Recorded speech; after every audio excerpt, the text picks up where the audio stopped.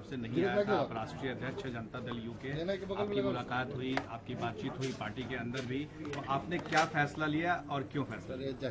देखिए, अभी तक जो भी बातचीत हुई है या निमंत्रण आया है वो शिवपाल जी की तरफ से आया है, जो आज की तारीख में समाजवादी पार्टी के उत्तर प्रदेश के अध्यक्ष हैं। उनकी तरफ से वो मिले भी हैं, केसी त्यागी जी से मिले, हमारी पार्टी में शरद जी से मिले हैं, हमसे भी उन्होंने फोन पर बातचीत की है, उनका पत्र भी आया है अभी 2 दिन पहले। लेकिन मेरा जहां तक प्रश्न है, ये छठ का समय है और उस दिन खरना का दिन है। आप जानते हैं मेरे घर में भी छठ पर्व होता है, तो उसके चलते मेरे लिए तो उस दिन पटना से बाहर जा पाना संभव नहीं है। लेकिन बाकी जो सारे पहलू हैं, प्रश्न हैं, कल भी हम लोग बैठे थे और चर्चा हम लोगों ने की थी, श्री अजीत सिंह जी के साथ भी चर्चा हुई है, तो इन सब विषयों पर लोग निर्णय लेंगे। अभी तो आज समय है, इसके बारे में एक निर्णय लोग लेंगे, क्या करना है, जाना है या नहीं जाना है। लेकिन जहां तक हम लोगों का सवाल है, देखिए, हम तो एकता के पक्षधर रहे हैं और उसके लिए प्रयत्न भी हम लोगों ने किया। 6 पार्टी के विलय की प्रक्रिया बहुत आगे बढ़ चुकी थी और बहुत उम्मीद के साथ हम सब लोगों ने श्री मुलायम सिंह जी को अपना नेता घोषित करते हुए सोचा कि ये बात आगे बढ़ेगी, लेकिन वह बात आगे नहीं बढ़ पाई। लेकिन इसका मतलब यह नहीं है कि अगर वो बात आगे नहीं बढ़ पाई तो आगे कभी कोई बात होगी तो उसकी संभावना को हम खत्म मानते हैं, वो एक अपना पक्ष है। लेकिन जहां तक उत्तर प्रदेश का प्रश्न है, देखिए, उत्तर प्रदेश में जिस प्रकार से समाजवादी पार्टी के अंदर अंदरूनी विवाद चल रहा है, हम लोग उनके अंदरूनी विवाद में पड़ना नहीं चाहते और हम लोगों की शुभेच्छा है कि अंदरूनी विवाद या कोई भी मतभेद है वो समाप्त हो। हम लोगों की यही शुभेच्छा है। लेकिन जहां तक सवाल है अंदरूनी विवाद का, उस पर कोई टीका टिप्पणी हम लोग नहीं करते। क्या आप शुरुआत करेंगे? जेडीयू के रिप्रेजेंटेटिव को अभी विचार किया जाएगा, आपस में बातचीत करके लोग तय करेंगे। वहाँ महागठबंधन बनाने की बातचीत चल रही है। प्रशांत किशोर, देखिए, महागठबंधन तो उसको कहेंगे जब सपा और बसपा दोनों शामिल होते हैं।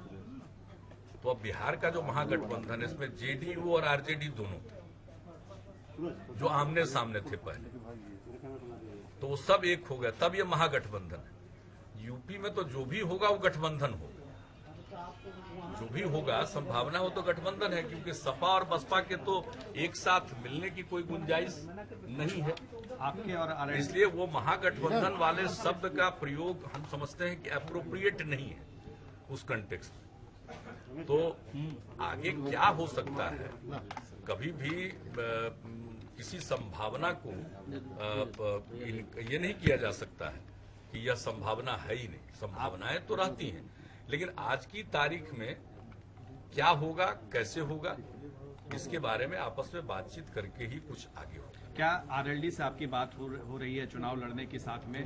कांग्रेस से भी क्या बात हो रही है? कांग्रेस की तरफ से प्रशांत किशोर मिलने गए हुए थे मुलायम सिंह यादव से, तो Congress, Samajwadi party, JDU, RLD के मिलने की कोई संभावना है? एक बात मैं बता दूं कि जहां तक आरएलडी का सवाल है, आपको मालूम है कि उनसे फरवरी में भी बातचीत हुई, मार्च में भी बातचीत हुई, लेकिन बात आगे नहीं बढ़ी। तो पुनः अभी पिछले महीने चर्चा हुई और उन्होंने बड़ौत में चौधरी साहब की प्रतिमा के अनावरण के कार्यक्रम में और उस अवसर पर आयोजित आरएलडी की रैली में हम लोगों को बुलाया, हम लोग गए थे। तो एक जिसको कहिए आपसी सहयोग का एक आपसी बातचीत हुई है, लेकिन अभी उसका कोई अंतिम स्वरूप नहीं तैयार हुआ।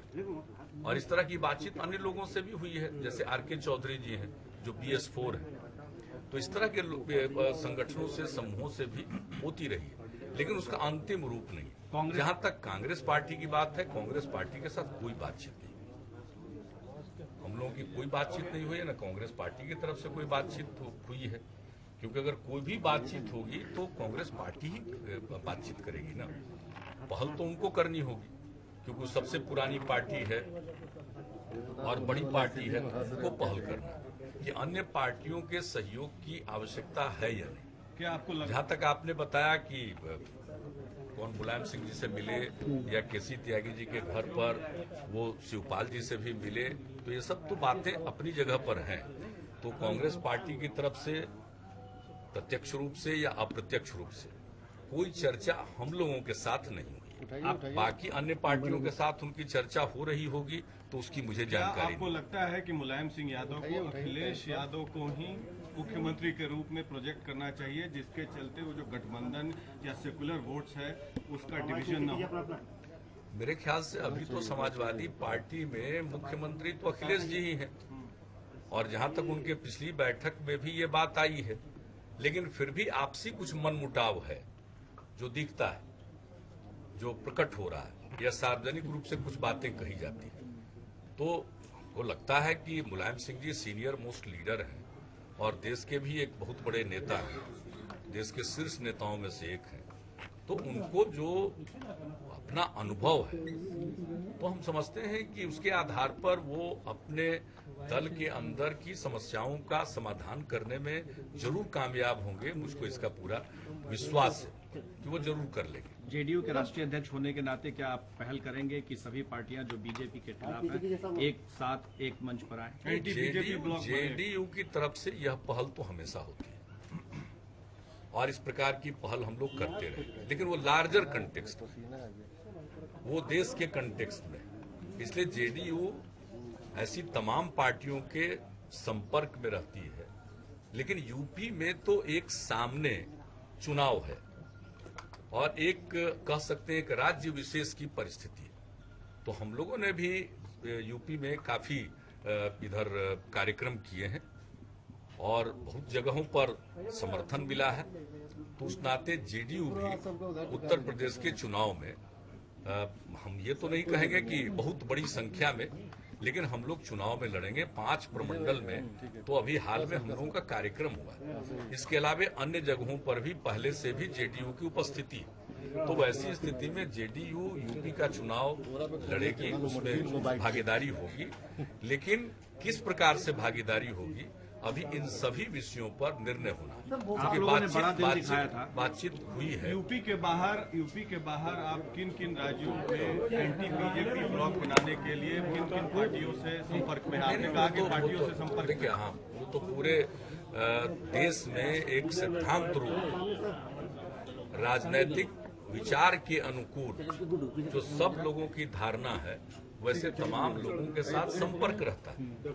वह एक पहलू, लेकिन स्पेसिफिक हम यूपी के बारे में कह रहे हैं और वो तो हो ही रहा है। जैसे झारखंड में भी सब लोग मिलकर के काम कर रहे हैं। और बीजेडी से नहीं, जब तृणमूल की बात है, ममता जी के साथ निरंतर संपर्क में रहते हैं और वो भी, और बहुत सारे जो देश भर के इशू हैं, जो फेडरल मुद्दे होते हैं, उन सबों पर हम लोगों की आपसी सहमति है।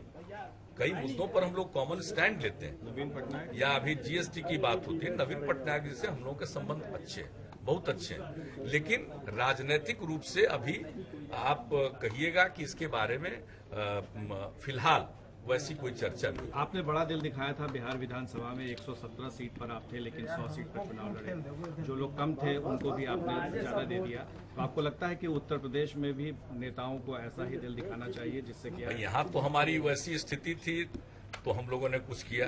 तो यूपी में जिन लोगों की भी जो स्थिति है, उनके लिए ये अवसर है कि वो बड़ा दिल दिखाएं और लार्जर यूनिटी का प्रयास करें, जिसमें सब लोगों को उसमें एक स्थान मिले, तब एक सही मायने में एक मजबूत स्तंभ बन सकता है और वो जीत भी सकते हैं। तो ये तो जरूरी है कि बाकी लोगों को दिखाना है ना बड़ा दिल।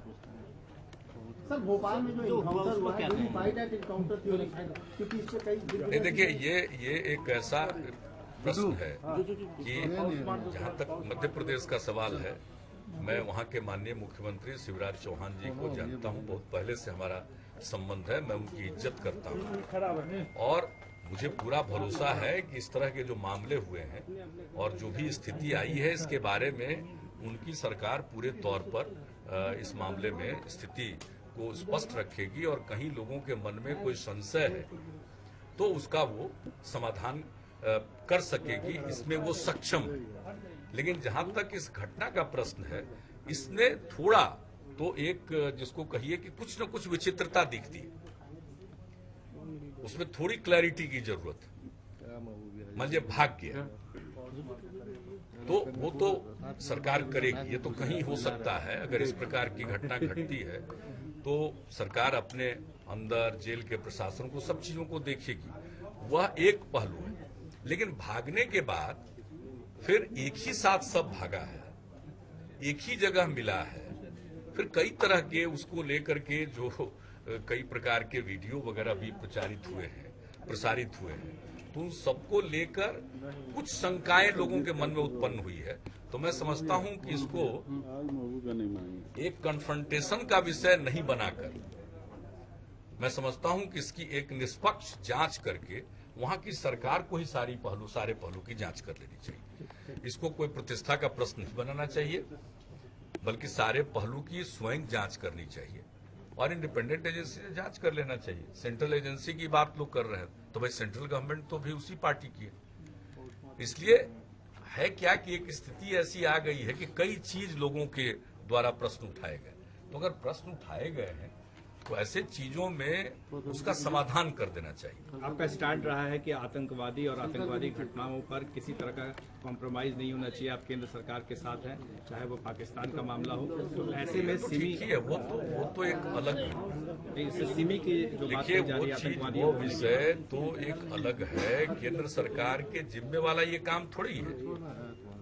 ये फिलहाल तो कहीं किसी एक राज्य में घटना घटी, तो अगर जैसे मान लीजिए बिहार में 2 ब्लास्ट की घटना हुई, तो उसमें कहां सब लोग एकजुट रहे। हम लोग तो बिल्कुल उसके खिलाफ कार्रवाई की और बहुत कम समय में गिरफ्तारी भी हुई और पूरे चीजों का उद्भेदन हो गया। लेकिन तब भी तो विरोध कितना जबरदस्त रूप से लोग बोलते रहे। तो वह एक अलग पहलू है कि कहीं किसी राज्य में कोई घटना घटती है तो वह एक भिन्न विषय है। लेकिन जहां तक सवाल है देश की रक्षा का, तो उस मामले में हम लोग पूरे तौर पर केंद्र की सरकार के साथ हैं। सेना कोई कदम उठाती है, हम लोग उसके साथ हैं। हम सेना के बहादुरी की प्रशंसा करते हैं, उस पर हम लोगों को नाज है। और ये केंद्र सरकार का दायित्व है कि आज जो सीमा पर जो स्थिति है उसका वो सक्षम तरीके से और मजबूत तरीके से उसको डील करें। और मुझे पूरा भरोसा है कि केंद्र सरकार इस काम को करेगी। जेल के बॉर्डर की जो हत्या हुई है उस पर भी आप कुछ कहना नहीं, चाहें? इस पर की तो देखिए, एक राज्य के अंदर एक जेल पर तो वहां की सरकार तो कर ही रही है। अब जेल से एस्केप करने की घटना हुई, कोई एक वार्डर को मार करके, तो ये एक घटना है। यह कोई ऐसी घटना नहीं है जिस पर बहुत प्रतिक्रिया दी जाए। एक ऐसी घटना है तो राज्य सरकार ने खुद ही संज्ञान में लिया है, उसके ऊपर कार्रवाई कर रहे हैं, जांच कर रहे हैं, सब कुछ कर रहे हैं। लेकिन जो पहलू है वो जो एनकाउंटर वाला पहलू है, उसमें कई प्रश्न आए, तो उन प्रश्नों का वहां की सरकार को समाधान कर देना चाहिए।